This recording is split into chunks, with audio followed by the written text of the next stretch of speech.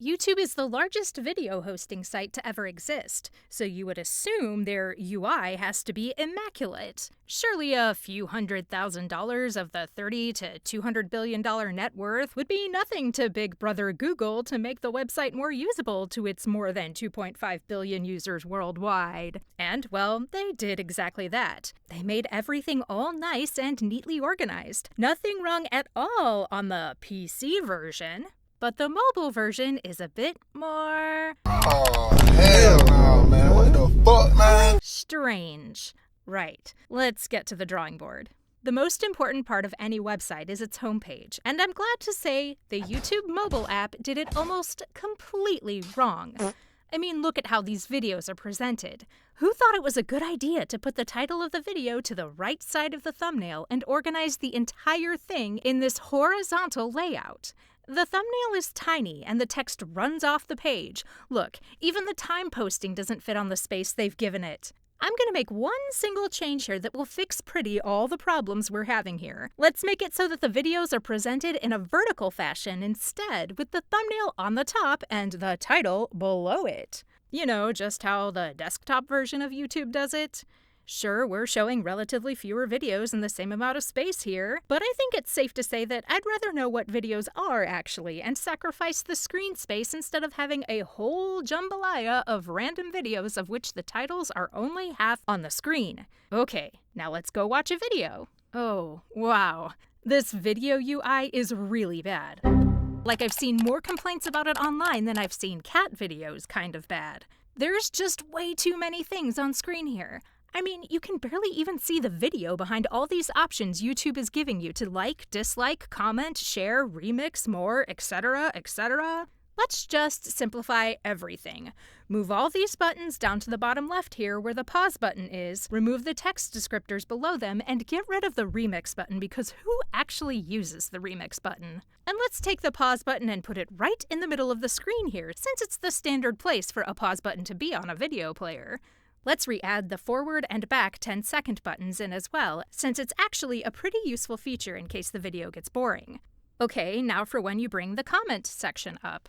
The way the mobile app did the comment section feature is actually pretty genius, but the problem comes when you're trying to actually get the video back to full screen.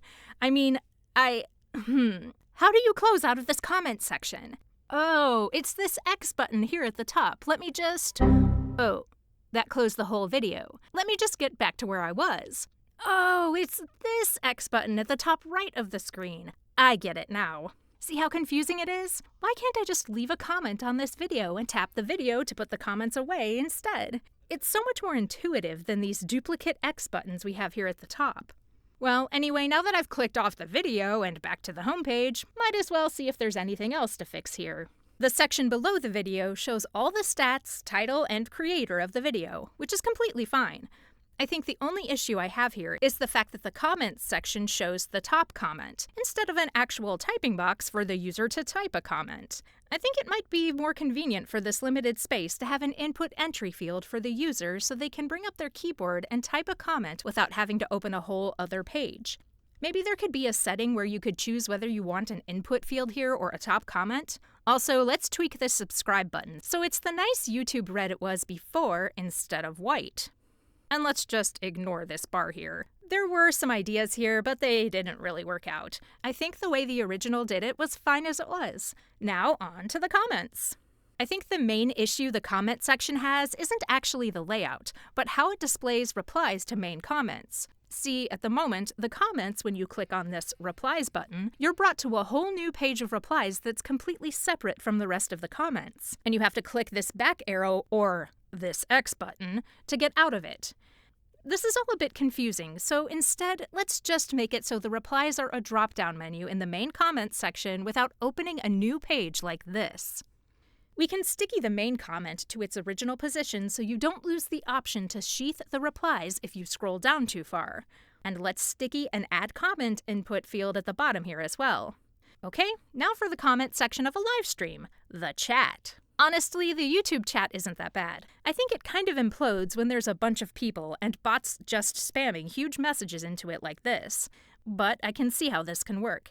The only thing that's kind of confusing is that the text fonts and weight are almost the same between a username and the actual comment they leave.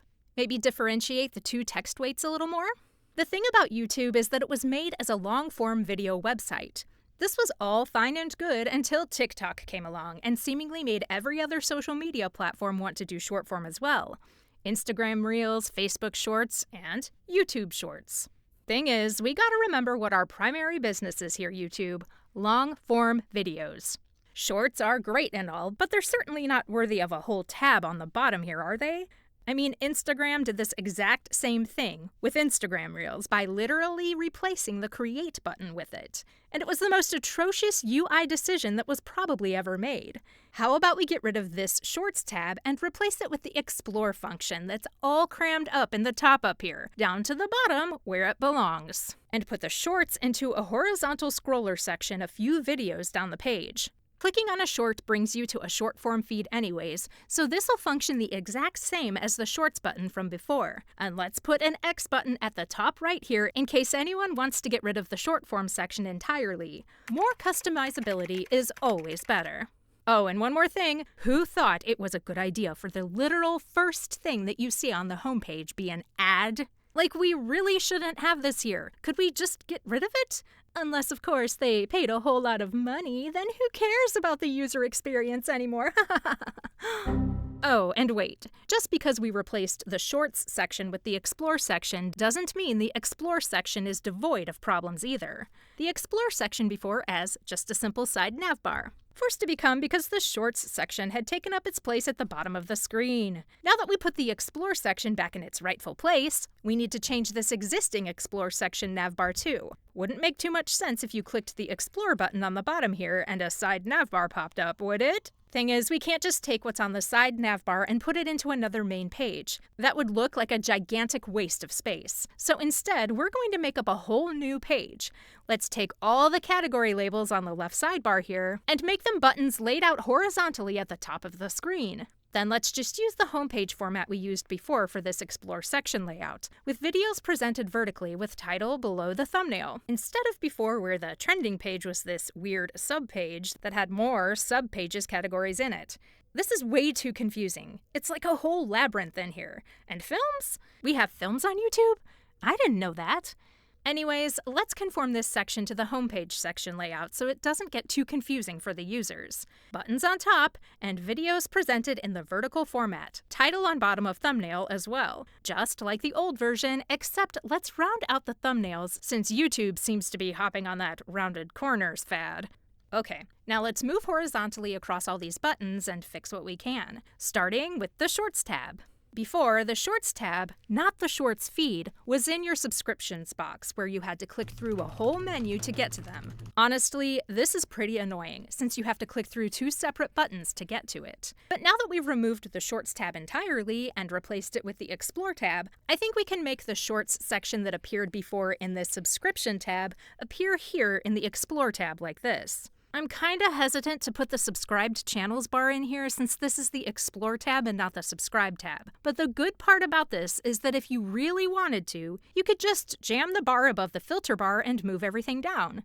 This way, it's modular, and if YouTube wants to make any changes, we can do so really easily. This was a pretty short section. On to the next. Okay, this music tab is straight up confusing. I can see it's trying to go for some Spotify layout here with the square album covers, but YouTube again decides to put the information on the right side of the cover instead of below it, like how Spotify does it and how YouTube presents its own videos in the desktop section. Maybe there's some hidden user psychology I'm not aware of? Since right now this just looks goofy, let's make it so that these cover photos and titles are laid out vertically like how every other app does it. In fact, let's add a new feature. A play button in the bottom right corner that you can tap to play a little preview of the album, instead of having to click on the album and go to its tab just to play the thing.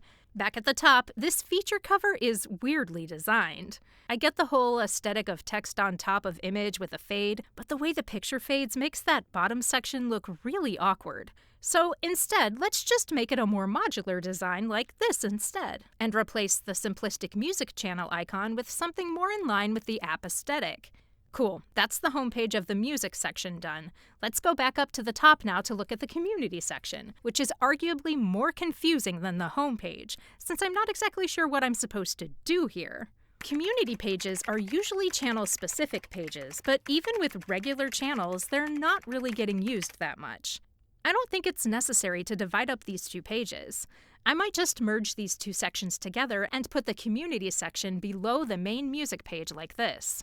I'll put a little drop-down arrow here below the main cover section and a divider so users not interested in the community section can click it and just see a bunch of albums.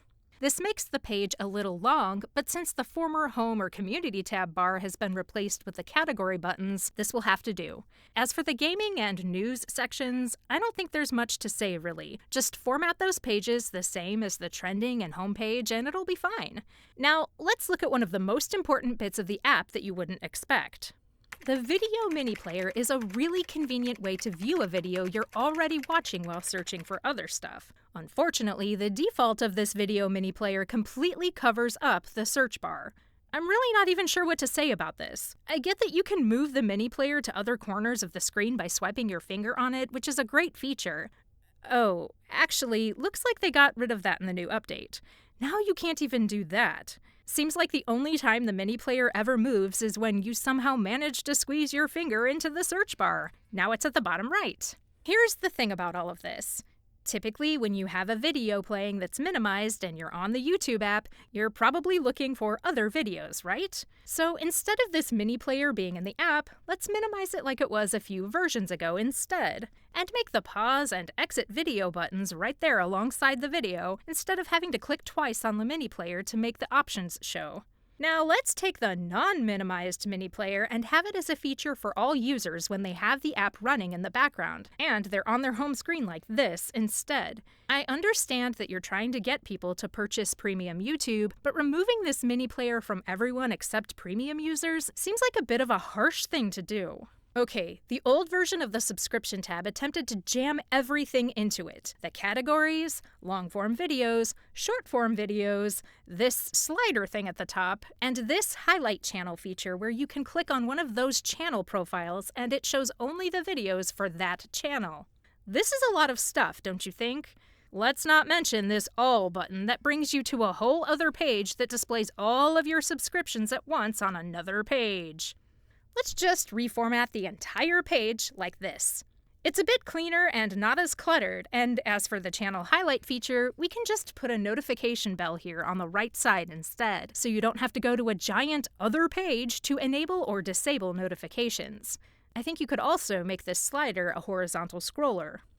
Now let's go to the channel pages themselves. The channel homepage is honestly pretty good. Only issue I have with it is that the notification bell is in a drop-down menu under the subscribe button. Why not reformat this top section like this instead, where the notification bell is at the top right side and some colors are mixed into the buttons so things stand out a bit more. The rest of the homepage in the video tab is completely fine.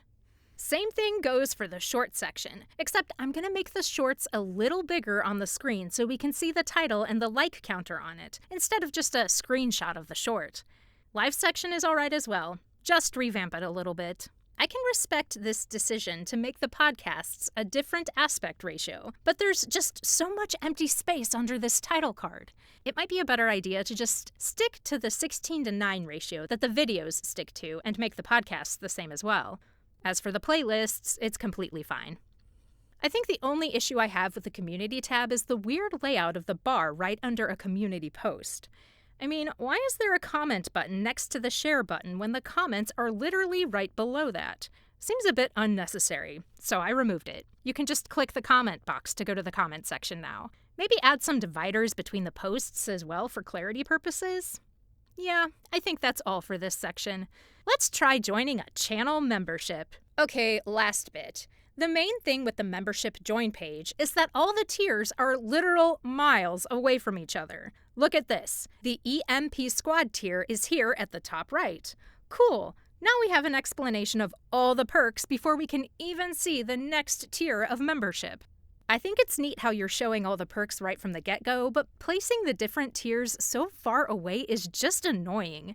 Let's reorganize it in a fashion where all the tier sections are at the top, and the perks that are presented with each tier drop down below them instead. That way you can easily select and compare tiers instead of having to scroll up and down and up and down for minutes to decide. Phew, that was a lot of redesigning. I'm beat. I don't even have anything in mind to end this video with.